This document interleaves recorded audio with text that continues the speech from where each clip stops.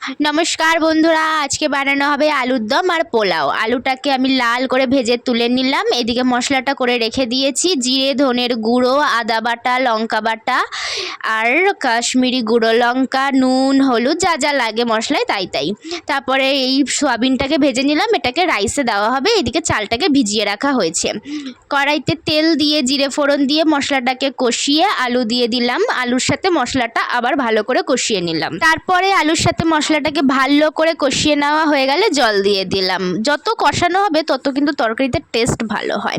তো এইদিকে রাইসের জন্য মা এদিকে জল বসিয়ে দিল। জলের মধ্যে দিয়ে দিয়েছিল লঙ্কা, তেজপাতা, গোটা গরম মশলা আর লেবুর রস, তেল। এবারে বানানো হবে চালতার চাটনি। আমরা বেসিক্যালি সর্ষে ফোড়ন দিই, যেহেতু সর্ষে ছিল না তাই 5 ফোড়ন দিতে হয়েছে। দেখো এবারে ভাতটা হয়ে গেছে। ভাতটা কিন্তু আগে মা করে নিয়েছিল, তারপরে মানে পোলাও যেরকম হয় সেরকমভাবে জিনিসটা হবে না। এটাকে আগে ভাত পুরো যেরকমভাবে করে সেরকম করে নেওয়া হয়েছিল।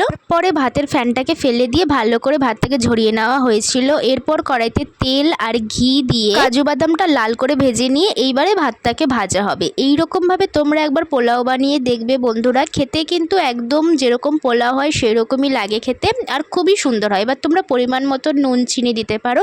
আমি এখানে এক্সট্রা করে সোয়াবিন অ্যাড করেছিলাম, তো বেশ দারুণ হয়েছিল। তোমরা একবার এইভাবে জাস্ট ট্রাই করে দেখতে পারো, কারণ ওরকমভাবে পোলাও বানালে তো কখনো হয়তো ঘেটে যায়, কখনো চাল শক্ত থাকে, কিন্তু এইভাবে বানালে একদম পারফেক্ট হয়। তোমরা একবার ট্রাই করো।